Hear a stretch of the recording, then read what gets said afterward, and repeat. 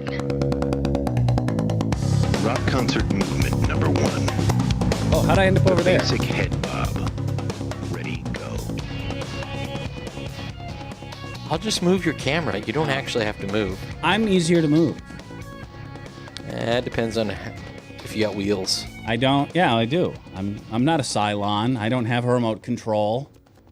I have remote controls for this camera. It's amazing. Never seen my spine light up red. All right, straight up 1:30 here on a Wednesday afternoon. Thanks for coming along. It's the Bradshaw Show here on Webcast One Live. Email me, radiobradshaw@gmail.com, and follow me on Twitter, twitter.com/Radio Bradshaw. For almost all of your Bradshaw needs. Show archives are there, all the contact info, the Twitter, the email, all there. Fun stuff. Glad I shaved. Trimmed my nose hair. Thanks for that.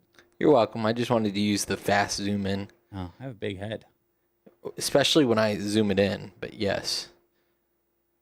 You got a big melon. Like Hypnotoad or something. Weird stuff today.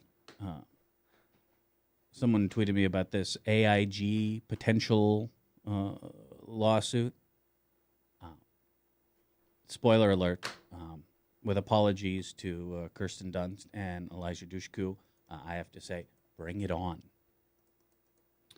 Talk about nuts, Congress. There's some overlap there. And why winning elections, really cool. Much better than losing them, I've found out. First, though, I always check out like the Register and in KCCI, see what's going on. Imagine my shock. What was the big news story this morning? Cars flipping around, overturning, sliding off roads, everywhere. Now, again, I understand that a high-level physics education is Did they hard. forget that there's moisture on the ground, and then when it gets cold, it freezes? That's my point. Like, I didn't think this was some arcane secret,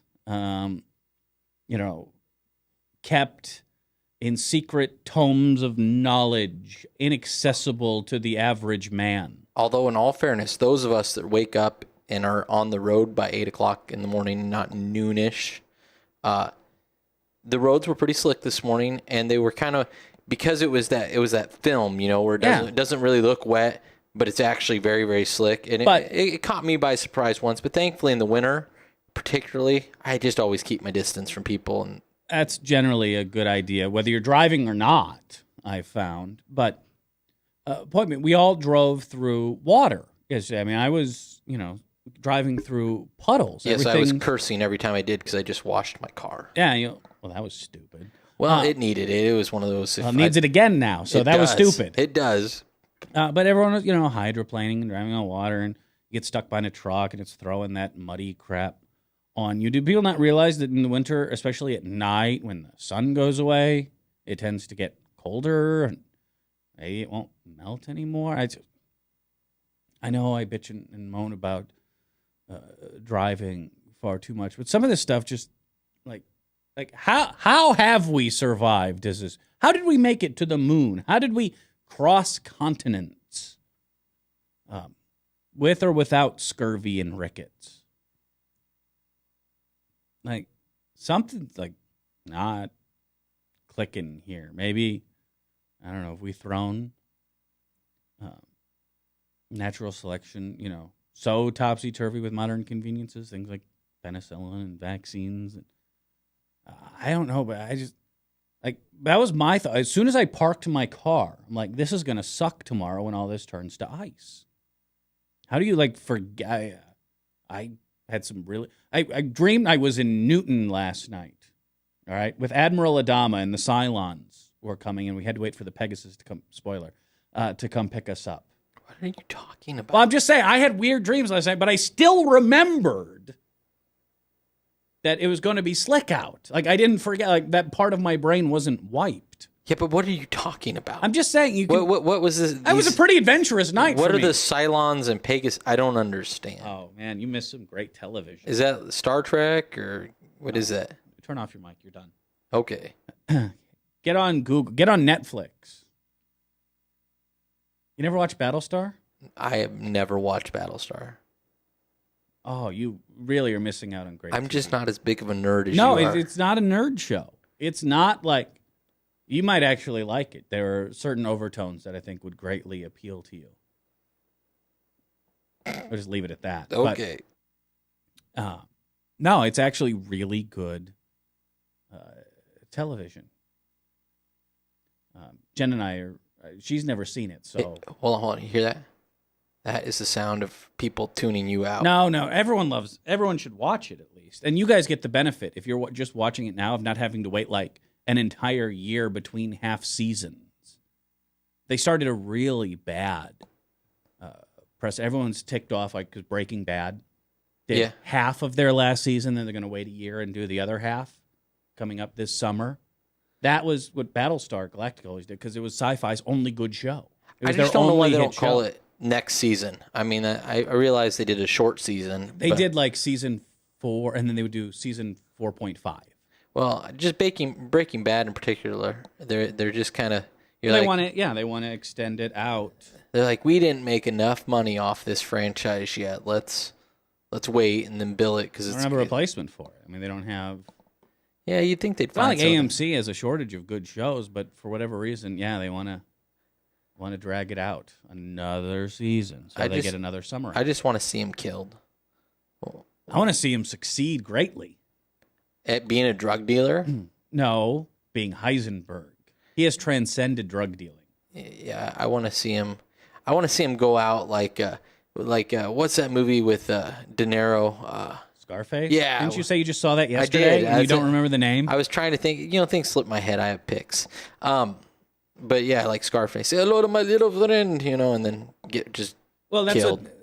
last season. Yeah, we saw the little friend in the trunk of a car. Do you remember the first scene? Mm-hmm.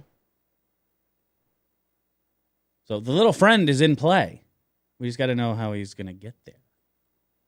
Anyway, which is I don't know what it is about sleep that causes people to forget these things. Oh my God, it's Carmageddon out there. I don't know what the hell's going on the roads, but that neither here nor there. Yesterday ended up the show. With a point, I've tried to get through to people for years, and I don't know. Maybe I should keep my mouth shut. Like spoilers, the more. And I mean, this is really a symptom of the right these days. The more they talk, the better a case they make for me. You flash forward 20 years. What is the legacy of, say, a Bob Vanderplatz going to be? Bob Vanderplatz, I'm going to call my shot now, will accomplish 2 things here in the state of Iowa. One, he will be seen as a guidepost, if we're leaving behind a dying issue, helping usher in support, not just for same-sex marriage, but gay rights just in general with the population. He will be seen as a cautionary tale. And 2, he will greatly enhance the financial standing of Bob Vanderplatz. That's pretty much it. Boy, you have a lot of faith in this because I think the response to what's Bob Vanderplatz's legacy is who? Oh no, I think he'll be. I mean, again, I think he's loud enough. I think it'll be who?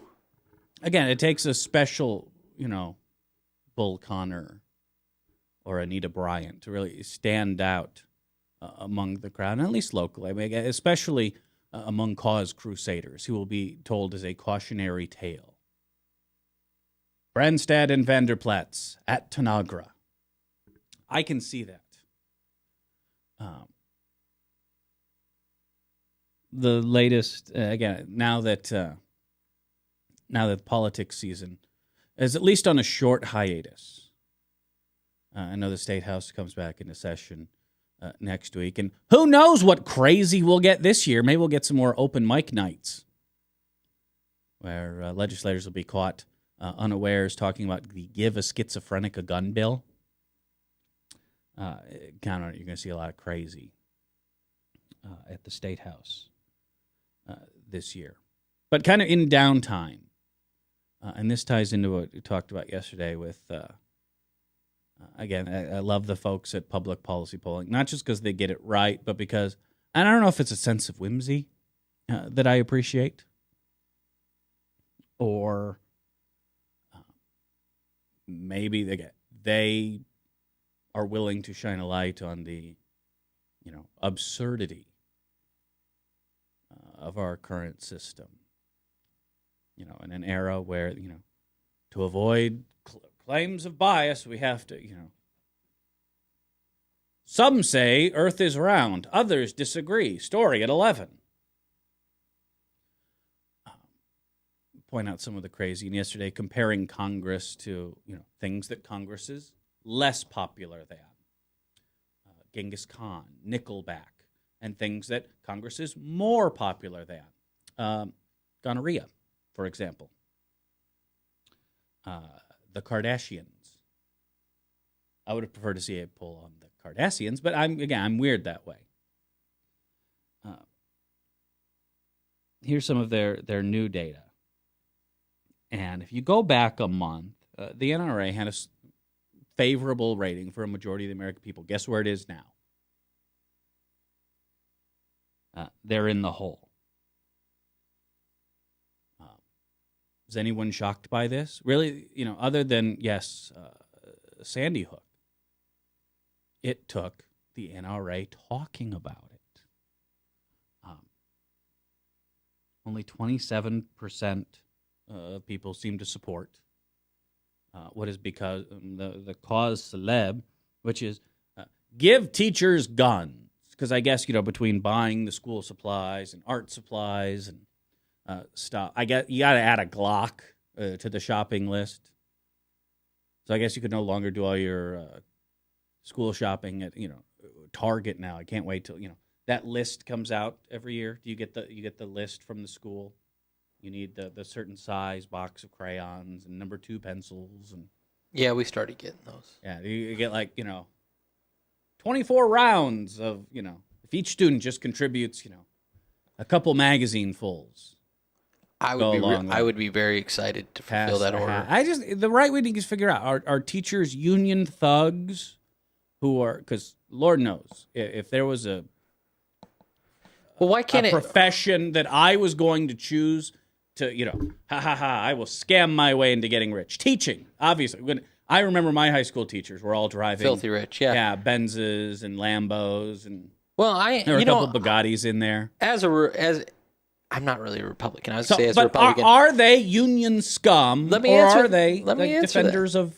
I think teachers, the teachers union does some very negative things. I think in general teachers are over or underpaid, and forced to do things that aren't possible. But what negative things do you think teachers unions do? Get teachers more pay? I think teachers unions protect teachers that aren't good, and everybody's had a teacher that isn't good, a teacher that didn't deal well with their class, his or hers doesn't matter. There are those teachers out there. I've had them. I'm sure you've had them. Every industry, every job, and the union because it has to protect all teachers, protects those as well. And people are under the mistaken belief that you can't fire. Well, no, you can a bad teacher. You can't. I'm not under that. And being that my dad worked in the school district my entire life, I've got a good take on who teachers are and what is acceptable. And I know that they can be let go if there's something just over the top. It doesn't even really have to be over the top. It's not a big deal. But they do have certain rights, and the school district can't report on them, which is a big problem. Because what happens is we get teachers coming from other districts that are like, oh, yeah, I'm not there, and they can't. We were talking about this a little bit before the show, actually. Just like Wells Fargo won't comment on stuff, neither will school districts, and that creates a problem because you get. But by the way, that's teachers coming in. That's general workplace. I agree, but I think that's even in the radio business. I wasn't allowed to talk to someone I think that's problematic, About especially a when former it comes to teachers, because we're entrusting them with our children who are in fact defenseless. You get a bad apple. Well, that's where and, the license comes in. You revoke a license, and well, that and takes care of the that's issue. harder to do. So again, I'm not necessarily a big fan or not a big fan. It just depends on the situation. But I don't have a problem with. I mean, I don't know. I don't know that arming a teacher is the answer. But I guess if a teacher was well armed and they would have to prove to me that they could keep that so secret no child could ever find out. Because I think the worst thing that could happen in the world. But isn't the whole point of deterring crime everyone knowing that the teachers have guns, so we're not going to go in there? Knowing that guns are present in the school is a considerably different point than knowing that the school, which teachers have them, who has the gun, so to speak. Lord knows high school students Yeah. always follow rules and are in no way, shape, or form At North High School, I crafty or watched a teacher industrious. get beat. I watched a teacher get beat in my class. It was like Mr. Sebahar. He ticked somebody off. The guy leapt up over, and 2 or 3 of them jumped on the guy. Yeah, we didn't have that at Valley. Yeah, I would. You guys were probably too high. You wouldn't have noticed anyway. But the point being, I wouldn't have wanted him to have a gun because I think that would have just been used against him and probably students. So I don't know that this Probably. is. I think what you'd end up doing is arming a lot of a lot of impulse school shooters. So I think this is a delicate issue. I don't have a problem with armed police guards. I think it wouldn't bother me at all if the school district decided to pay a Des Moines police person to be at their school armed and there at all times. Like the armed guard at Columbine was able to keep that from happening. He wasn't able to keep it from happening, but he was able from keeping it from getting worse. His response time in Columbine may have influenced that. Unfortunately for that guy, he was out getting lunch when that happened. And I think part of the problem is there should be no time he's gone from the building during that school day. I don't think it's unreasonable for him to eat in the cafeteria or in the teacher's lounge or somewhere other than out to lunch. But he came in, and I just read a story about it that actually wasn't positive on the guy. But he came in as it was happening. Failure has a way of... He was pulling in the parking lot when students started running out of the building. He drove to the other lot, got out, called in, was able to directly call in other police people and policemen. I'm tired. And there was a faster response time than would have been there had they'd been waiting on the 911 calls. So because he was in the building armed much faster than the police got there. So I appreciate that about him. I think some protocol could have been saved it. We can't prevent everything. I mean, you just can't. Oh yeah, but I think most people are rightly saying armed teachers. Yeah, that's not in the job description. You don't go get your teaching degree. You don't get your higher education. I would argue a lot of teachers wouldn't want to be armed. I would say that's. I mean, like I said, in the situation I witnessed, I think a lot of parents, by the way, would not want to be in an armed teacher's classroom because that's something I think you would have to tell the parents. See, and I think there you just know. What's interesting to me, though, are that we do have schools that have armed security guards. We have some in California that actually have teams of armed security guards. California is the only place I've seen them reported on. Those don't bother me at all. The teachers, I don't know. I'd rather it be more of a security professional, I guess. No, I've talked about like the NRA's press conference before. Their big idea was arming teachers. Well, in I think addition they take to this their stuff off Facebook, and the most ignorant and the loudest are the people. Well, I'm talking about Wayne LaPierre. I'm talking about the NRA. I'm talking about the voice. Yeah, but I think the people they're listening to guns. are not necessarily they're the fringe. They're the loud squeaky wheel. They're not. I would argue that's the NRA. Well, I think the NRA that's a good possibility. Works far more for gun manufacturers. I don't know that I disagree with gun that. owners. Well, especially when you look at. I mean, I'm not a member of the NRA. You're not a lifetime member like Mitt Romney? I have no interest in being a member of the NRA at this point until they can prove they benefit me with my donation to them, because that's what it is. Yeah, that's the whole point. I don't need it. Well, they sell you that it's a benefit package, and they provide you a list, I think, of things and discounts that you can get, kind of like AAA. Yeah, but it's fundraising. That's absolutely that's what they do, and one of their major sources I think it's the major source of income is money directly from gun manufacturers. So at the end of the day, what you see is, you can have a vast majority of even NRA members supporting, various, common sense, we'll use the cliche, gun laws that the NRA vehemently opposes because it wouldn't be good for gun manufacturers. If it's another hurdle to walk out of a Kmart with a Bushmaster or whatever.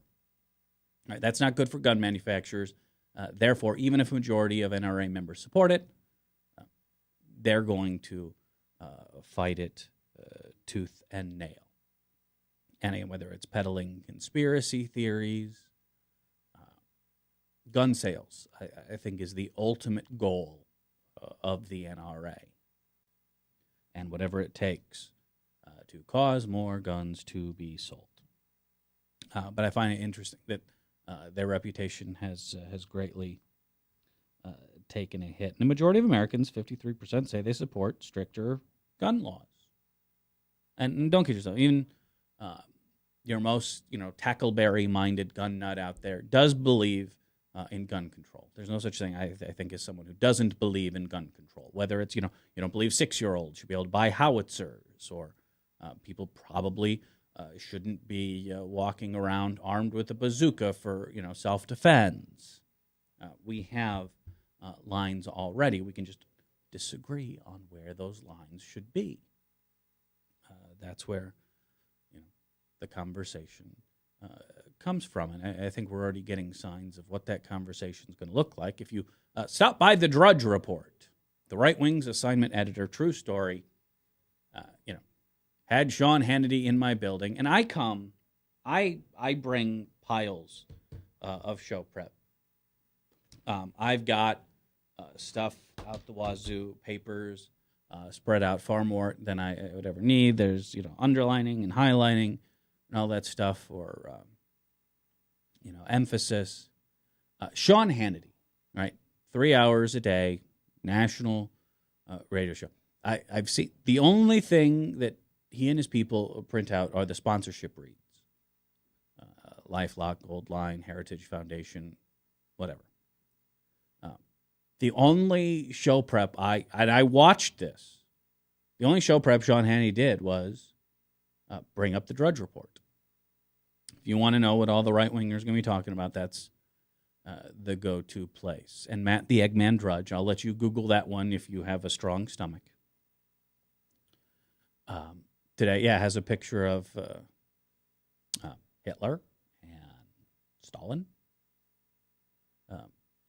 with talk that perhaps the president, through executive order, may do something about guns, because that's a calm and rational way to, discuss things. Oh, when you bring in Hitler, that's a sign you're winning an argument.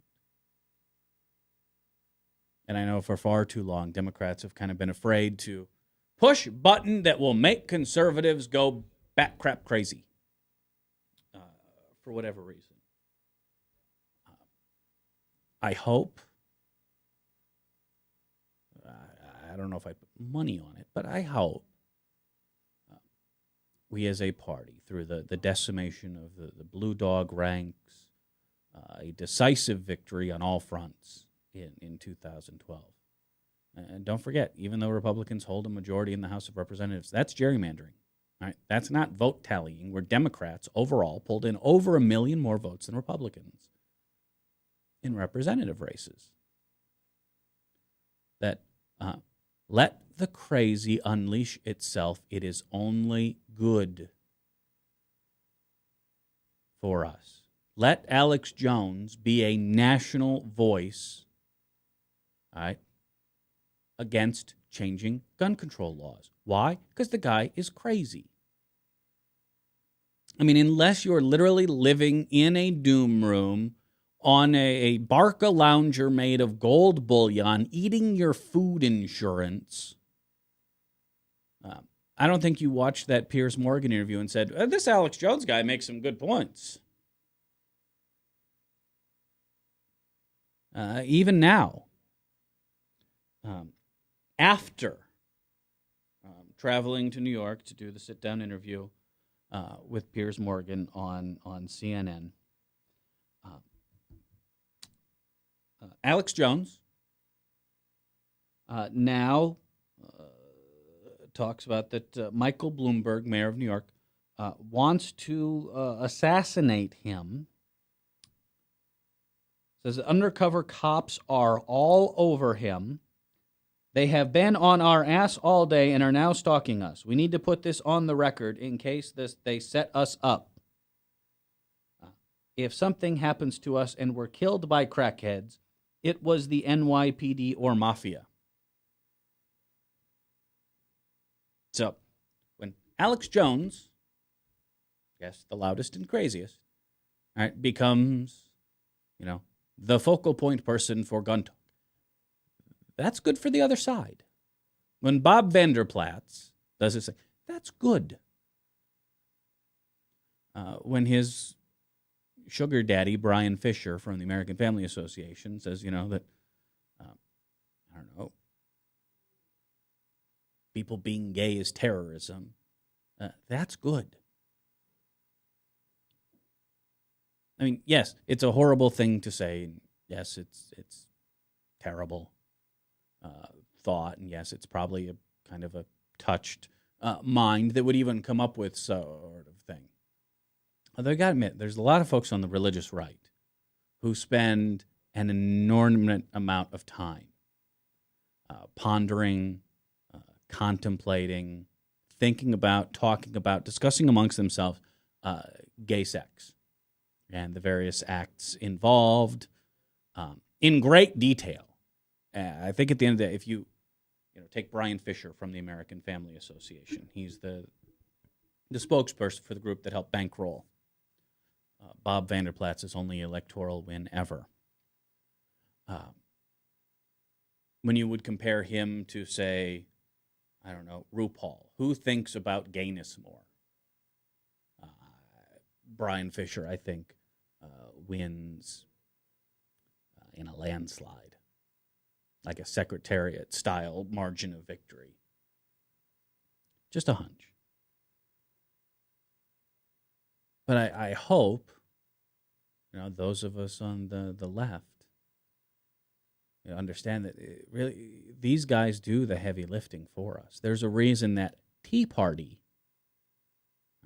now ranks below, U.S. going communist in terms of popularity. They had a lot of camera and microphone time, and people got to hear and see them. People heard their ideas. Right? This is what this country was founded on. The exchange of ideas. How, when the founding fathers got together, they didn't just, it wasn't like the Jedi Council all agreeing on something. There were arguments, disagreements. Marquis of Queensberry, put up your dukes. There were feuds. And they hashed it out. Some people lost arguments. Some people made their point so well it turned people against them. I think that's why the right does such, or puts such importance on shutting debate down. They don't want us conversing. Part of it is because they know their ideas aren't popular. Extending tax cuts for millionaires, not a popular idea. So we have to tie it in with other things and have to confuse the issue, throw some mud in the water, talk about anything but. Why do you think the gun people all want to talk about, movies and books and video games, anything except guns? Because they know it's a losing argument for them. So best distract the argument or not have it at all. But when they talk, it does nothing but good things for us. And I hope Democrats don't shy away from expose the crazy. And certainly some, at least on our side, are picking up on this. The $1 trillion platinum coin idea, which now the Republicans are fundraising off of. But listening to the right-wing reaction there. I do appreciate the people who believe somehow that the U.S. Treasury would have to collect $1 trillion worth of platinum. Because the idea of like a Bat Cave style giant coin just appeals to me. But that's not actually how it works. Imagine their dismay when they turn out. There's not actually $100 worth of paper in a $100 bill. I know. They should make them 100 times thicker than $1 bills just to see how people, those money rolls, right, that mobsters carry around would be a lot more interesting. But watching the right wing freak out about that, I mean, I literally listened to Mike Huckabee complain about the government minting money. Because that's something they never do. Hold on, I got to put these coins in the meter. 1 second. Set them off. Tee them up. Put them on display. Put them on a pedestal. It will only help the left. You know, they say sunshine is a very good disinfectant. I think our friends on the right, the conspiracy theory-minded, the bitter clingers, if you will, if they want to stand up and they want to be counted among the, leaders of the right wing, please do. Please talk more, get more nationally televised interviews, get in front of more cameras. Let Steve King continue to be the face of immigration policy for the Republican Party. Get him more microphones, more cameras. If I'm with the DNC, I'm trying to, hey, today's show, why don't you have Steve King on?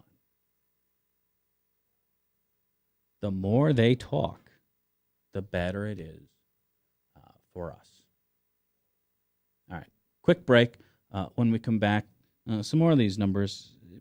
Congress, again, flamingly less popular than Genghis Khan, which, to be fair, Genghis Khan is pretty awesome. I mean, with, years and years and years of distance. But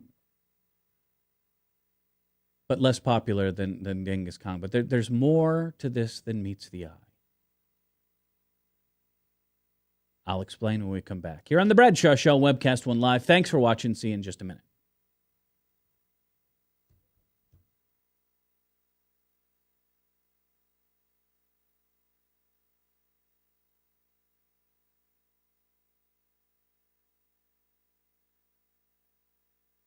Leach, owner and general manager of Service Legends. I brought along a couple of the home comfort heroes. Hi, I'm Tammy Wells. I am Nick Wondershad. I'm administrative manager I am the senior technician. from Service Legends. It seems like every good thing, when you feel it to the bone that it's good, there's a lot of hard work put behind it. I don't think that you can fake it and have it turn out good. If we seemed like, okay, that's just weird, it's just a furnace, why would you believe so deeply in a furnace? It's not just that, we want to show the world that you can have good service. Yeah, I mean, it's got to be, it's your home.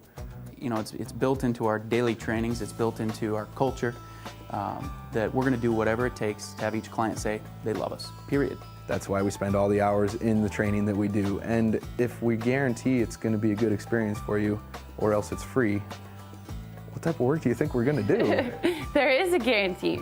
Temperature selection guarantee, fixed right or it's free guarantee, comfort guarantee, best value guarantee. All of these guarantees hold us accountable to ensuring that we exceed your expectations. And if for whatever reason we'd fail and we can't make it right, we guarantee all of those guarantees with a 100% money back guarantee. I mean, if you don't think that your technician can fix it right, are you gonna say that to a client? No.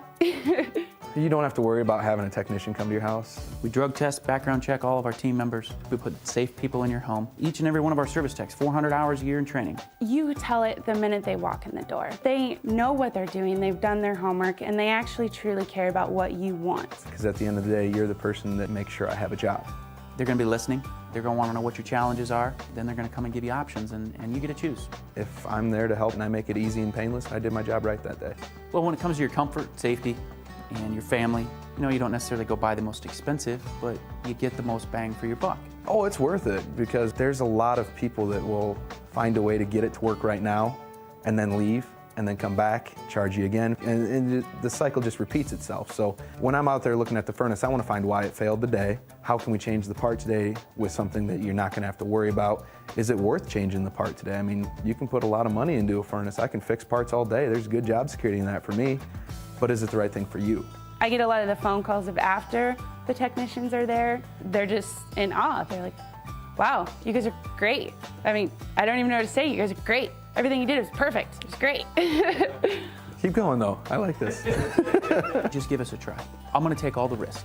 I've got the time to make this right. I've got the support to make it right. Just check us out. And if you don't see the value in what we do, I mean, fixed right or it's free or 100% money back. enough said.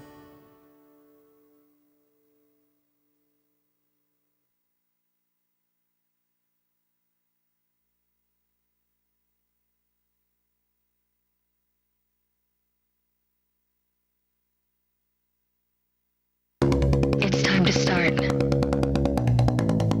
Rock concert movement number 1. The basic All right, I want to get this out of the way. I am disappointed that I was not elected to the Baseball Hall of Fame today. But I am comforted by the fact that I did as well as Jack Morris, Tim Raines, Craig Biggio, Barry Bonds, Sammy Sosa. I got the same vote total as Jose Mesa, one of the all-time great bad closers in baseball history. Joe Table pulled in 0 votes, and so did I. So it's at least our contribution. In all fairness, though, those equal. guys were actually in the running, whereas you've never played professional baseball. And wearing a Cubs hat, I'm still a doesn't member make- of doesn't the make- 1995 state champion Valley Tigers. I'm baseball not sure Waterboy counts as No, if actually you being. go, I'm telling you, if you go into Valley, they've Look, computerized it now. It used to be on the wall, Yeah. and it turns out I'm not on the wall anymore. They have a computer kiosk. There's Well, many. It was nice for them to let you dress. champions. You go and you type in Bradshaw on that little console, and our team picture pops up. So I got as many votes as Jose Mesa. Yeah, but see, they play professional ball, and you. I took it played- very seriously. You delivered Gatorade to a coach. No. There's no Gatorade. Fine, it was water, but I had one it was career save. It was in a Gatorade thing. I had one career save. JV ball versus Newton, and I missed Lollapalooza for that. I just saw a ad for a kid that had severe autism, and he was the team water boy, and he ended up scoring the winning goal in the state championship. Is that the one that made like the half court shot or something? He made a bunch of shots. He actually turns out he's pretty good. Oh, But I have no jump shot. I know you're shocked, but this. I can't play basketball. That's I actually have an aversion to basketball. Like people are like, you want to play ball? No. That's why I Why? love I am in sports movies I'm because you not can that tell guy. kind of who's athletic and who's not. Like I remember the big thing when I was at Mickey Owen Baseball School down in Miller, Missouri. The big thing, Charlie Sheen used to go there, and when time came Major League, he could actually play. Dennis Haysbert, all-state guy, actually could hit the ball onto the stands. Odd corollary to this, by the way, in the movie White Men Can't Jump. Wesley Snipes is a horrible basketball player, and Woody Harrelson is actually pretty good. They brought in, and I can't remember, it might have been Bob Lanier, who was a long-time retired professional basketball player, to be, the on-set, let's do it this way, a coordinator, consultant. What have you. I guess one day Woody Harrelson was bragging, I played some college ball. I'm pretty good. I'm young. I'm fit and I'm healthy. And they said, okay, I've been retired for a few years. Why don't we play some one-on-one? And Woody Harrelson said it was the most embarrassing 15 minutes of his life, which, considering some of the movies he's been in, is actually saying something. Do you mean to tell me Woody Harrelson doesn't just take the best roles? I'm just saying that. I mean, because Zombieland was pretty sweet. Zombieland was pretty sweet, but there's some clankers in there. But I'm assuming Name one bad Woody Harrelson movie. Natural Born Killers. Now, Natural Born Killers was pretty good, but some Yeah, of well, that's because you like murder and the killing people. art, I like Rodney I like any movie that Rodney Dangerfield's in. Okay. I don't. What movie was? He was in Natural Born Killers. Was he? See, He played the I haven't creepy seen dad. it because I don't like murder and killing. Now there's wait till you read the Bible. Anyway, there's I have, and crazy there's a enough, lot of murder and killing in there. crazy some enough, sexy time too. there's actually not a lot of murder and killing that's not in a it's not in the same context. I mean, you can try to paint pictures. I It's just- understand. No, trust me. I get all too well that all sorts of heinous things are okay if your God is telling you to do them. Now, I get that context. Well, that's I not. get that First of all, context that's very well. you're so far out of. It's okay when my religion does it. It's not your religion. See, and that's bad people the do it, it's problem. Is ethnic if you cleansing. presuppose that God actually exists, which you don't, then God has rights that you can't call into question. But since you don't presuppose that, it becomes my religion. And so, really, to say one God does one thing, and if the Bible's problem not you true, run- then if the the problem you Bible's run not true, into- that probably didn't happen, The right? problem you run into, though, is that unfortunately the guy over there says that his God is telling him to do something else. And when that comes in conflict with your God telling you to do something, Well, we have a problem. the good news is the Christian God has since closed Scripture and canonized it, and is no longer telling you to actively kill anybody. So you have nothing to fear here at Bradshaw. Luckily, because we all know that religions never branch off or create new sects or But that doesn't different interpretations. That doesn't make it right. I would agree with that, but it still happens. Sure. Occasionally, someone finds some golden plates in upstate New York, and Well, that next he thing didn't you know, really they're actually shooting, find him. They're He- shooting, killing, and some child marrying all the way to yeah, Utah. but see, he didn't actually find them because he could never prove they existed, and 2 of like the 6 people that saw them said they never saw them. And then on top of that, you see his arrest record for putting a stone in his hat and trying to do the seer thing. So I mean, I don't know. That's a little less than viable. Be careful. there. You're going to lose. You actually gained a fan today. That tell the dumb gun guy he's right about stupid TV. So see, you were actually making a fan. Now you're going to lose. I'm not a gun guy. I don't know how I got classified as a dumb gun guy. What have I said that was? I know. What have I said that was overly? I mean, I don't take a hard line issue on that. No, he's a gun guy. I'm not really a gun guy. I don't. Dumb's implied when it comes to gun guys. Yeah, I guess. I'm kidding. We're not being redundant. It's all right. I mean, if one of your fans likes me, I really You're probably need, doing something wrong. I need to reevaluate my life. I got actually the goal should be here's I'll let you in on a little secret. My moments of bliss, being a card carrying member of the ACLU, playing Lucky Pierre between Glenn Beck and Sean Hannity, Sure. was the I never agree with you, but that was We agree on a lot of But the when a- local politics. We Yeah. just national politics. We're clear. But when a apart. caller would call in, especially the really antagonistic, crazy ones. Now I know a number of them have been pushed kind of over. to my show, thanks for Frank, by the way. That's what kind of snapped. Sure. The last 4 years have not, I think, been fun. I think for most people of that persuasion, but I think in some, I don't know if there's some version of the Stockholm syndrome. I think they've come to like it. I think it's that's what's like natural and comfortable for them. You don't need to swallow the mic when you say But, natural. like the same way we can create, microorganisms that eat nylon. We have created a subset of our population that lives off of and feeds from rage and fear and anger, and it's kind of sad. I can't find you on Valley's website. No, there's a little kiosk right there in the athletic. It's right outside the gym, the Bill Cold Iron Memorial. Oh, Gymnasium. it's out. It's in the school. Well, how would I get into the school to see? That's true. They probably keep you 100 yards away. I imagine so. I did find an article when you were 32 and sitting on a desk, and you were much thinner. Was I? Yeah, considerably so. Oh, yeah, that was good times.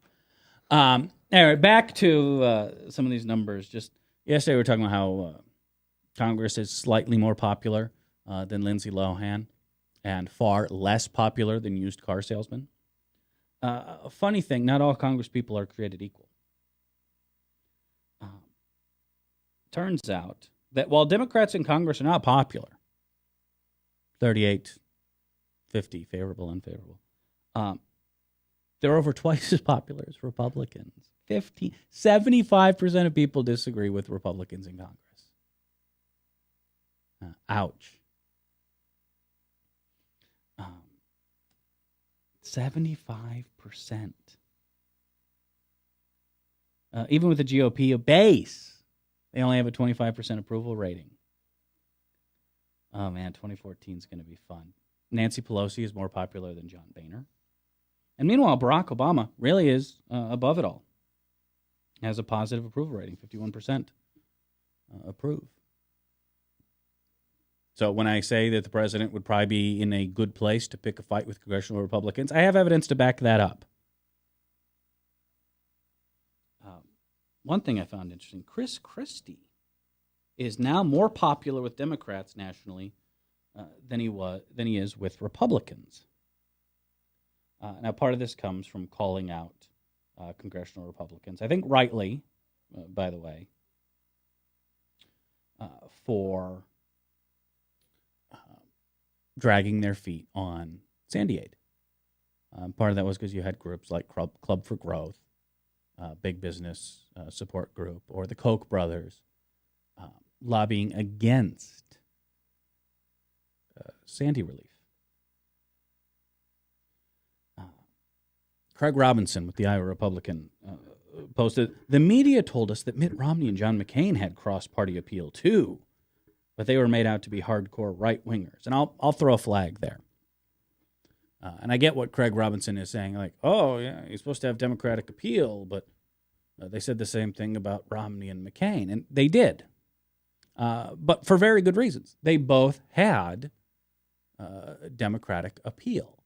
The holy grail for Republicans are always these Reagan Democrats, right? The people who are so inspired and taken with a candidate, they cross over the line. The Republican Party of 1980 is very different than here in 2013. And something that Craig Robinson missed either intentionally or just chose to forget about is, well, Etch-a-Sketch. Remember when John McCain, and here's the thing to understand. McCain has always been kind of an angry old man, get off my lawn, Abe Simpson type. Makes it to Congress, and what does he immediately do? Gets caught in the Keating 5 scandal. Oops. So McCain, and this is very smart, very savvy, goes dark for a while and kind of reinvents himself as Maverick. And it was a very carefully cultivated image. A lot of time and effort went into creating this public persona of Maverick. Gets burned in the 2000 Republican primaries by Team Bush. Did little things like insinuate to South Carolina voters that he had an illegitimate black baby, which I guess someone did the math and determined that might be unpopular with South Carolinians. Bides his time, wins the nomination in 2008, but in doing so, and maybe the moment that ultimately ended the Maverick notion was sitting down with Jon Stewart. And Stewart asked him about going to speak at Liberty University, home of Jerry Falwell, who just a few years earlier, John McCain, in a maverick sort of way, called a, intolerant hate monger or whatever. Now you're appearing at his invitation at his university to speak. Senator, are you going to crazy baseland? McCain said yes. Fast forward 4 years, and here you have this moderate Republican governor of Massachusetts, who certainly had Republican views, but wasn't, quite on board with many of the social issues. When he was governor, he was more than happy to wish folks a happy Pride weekend. Not so much wrong. You have to become a different person to win a Republican nomination. And that person isn't that popular with the voters as a whole. That's why we saw, remember, talk of the Etch-a-Sketch. Probably shouldn't make this motion on camera, but you get what I'm saying. Oh, okay, we did what we had to do to win the primary. Now we're going to shake the Etch-a-Sketch. I think Christie could. Now, he has a tendency to, I think, bite off a little more than he can chew sometimes. And that's not a fat joke. That's a political comment. Because obviously he can chew a great deal. There. Fine. I got it out of my system. But he would be a very interesting candidate if he would keep up a pox on both their houses, because I think that would be very popular these days. And if he can stay away from Santorum land, the candidate, not the Google search term. And honestly, tell those people to, well, do what New Jersey people tell a lot of other people to do. It may be a physical impossibility and not for polite company, but you get what I'm saying. If you were to tell the forces of intolerance that, rather than kowtow to them, you might see a very different election in 2016. You might see a very different Republican Party emerge out of the ditto head cocoon that they are stuck in now. All right, 244-0077. Email radiobradshaw@gmail.com. And follow me on Twitter, twitter.com/Radio Bradshaw for almost all of your Bradshaw needs. Crap, I forgot the name. I believe it was Kevin Keith, someone with a K. Let us say Miller Time on Twitter. How'd you get that name, by the way? I figure, let the Miller Brewing Company come after you? Was asking about the potential of AIG. Right, American International Group, the large house of finance that tried to single-handedly crash the American economy in 2008, now potentially joining a $25 billion lawsuit against the government. Their former CEO's investment group, Maurice Greenberg,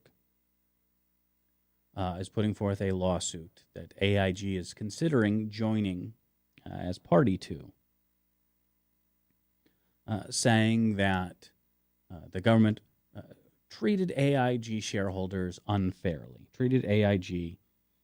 unfairly in the bailout process. And take us back to 2008. And I know there's been a lot of revisionist history on the right, but I am not a fearmonger. I'm not trying to sell you gold or male enhancement pills or food insurance, doom rooms, solar panels, anything like that. I'm not trying to sell you anything. I'm not trying to pitch you anything. I can legitimately say from everything that I have read, heard, ingested, due to gross malfeasance by the financial sector, we were days away from our economy going just kablooey. That these, again, too big to fail giant houses of finance and the smaller institutions under them were so intertied, interconnected, you would see, a true domino, that if AIG went, they would take, other groups with them, which would then cause problems for all the smaller institution. So through deregulation and, hey, if it's good for business, it's good for America, that mentality had led to, these groups becoming so large, and bets upon bets and insurance placed on bets. When this toxic debt went poof in our face, and these banks were capitalizing themselves on literally nothing, on air. If, one or two had gone under, they would have taken so many with them. I would be giving this speech to Bartertown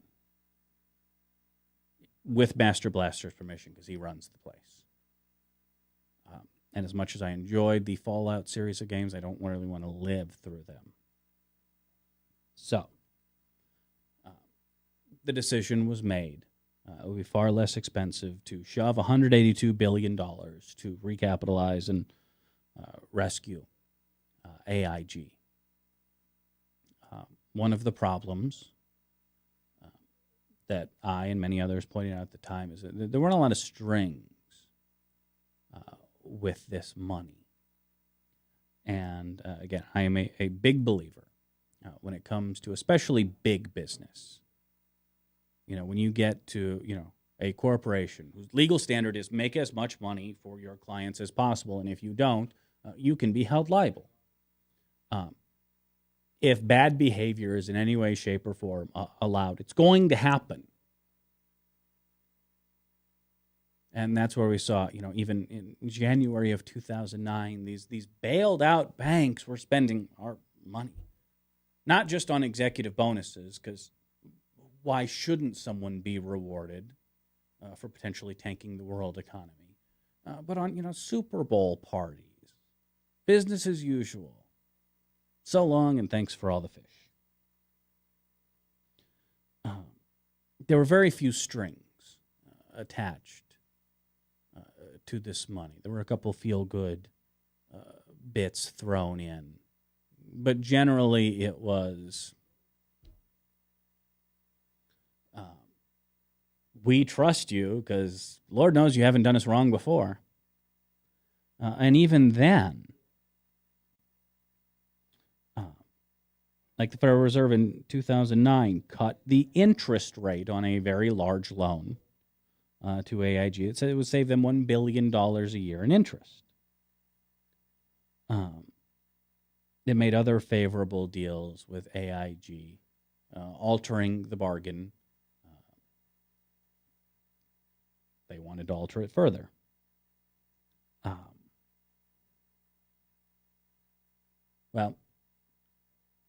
Maurice Greenberg, who somehow again thinks running this large financial group into the ground to the point of near insolvency was worthy of a bigger reward, is suing the federal government. And AIG is deciding whether they will join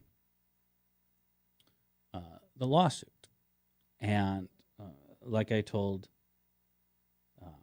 Miller Time there, bring it on. Again, my apologies for one of the greatest movies of all time, but please do. I would love to see the various parties in court, not in front of a congressional, pay-for-play hearing. Well, the Congress people are pay-for-play. In a court of law, under oath. I'm trying to imagine that, discovery process. I'm trying to imagine the things that would come out. And not just about AIG, because part of AIG's defense would be, hey, we were treated unfairly compared to this group or that bank. We were treated, more harshly than Wells Fargo or than Citibank. Oh, what did Citibank do? What did Wells Fargo do? Tell us more.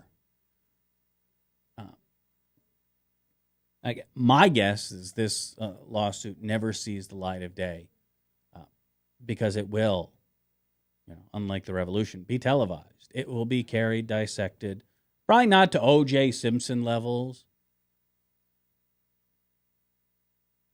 but close.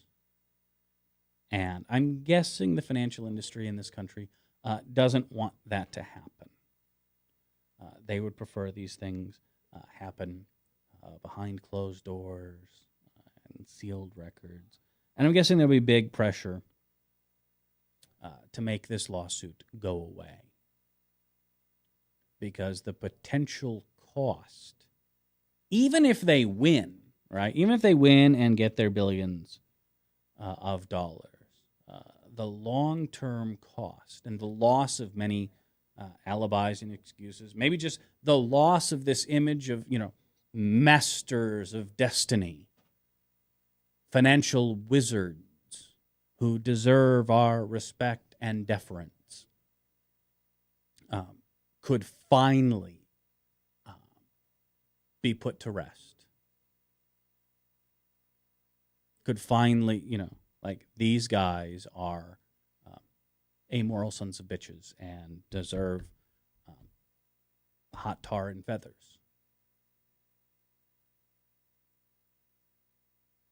that is what I see as the most likely outcome of any lawsuit. So let them sue us. I think it would be a lot of fun. And even if we lose, $25 billion, I think long term, the price be very much worth it to pop that public image balloon. All right. Email me, radiobradshaw@gmail.com. Follow me on Twitter, twitter.com/radiobradshaw. And we'll reconvene. No show tomorrow. We'll reconvene on Friday because we got to get down. This seat I shall take Friday, 1:30 here on Webcast One Live. Thanks for watching, and I will see you then.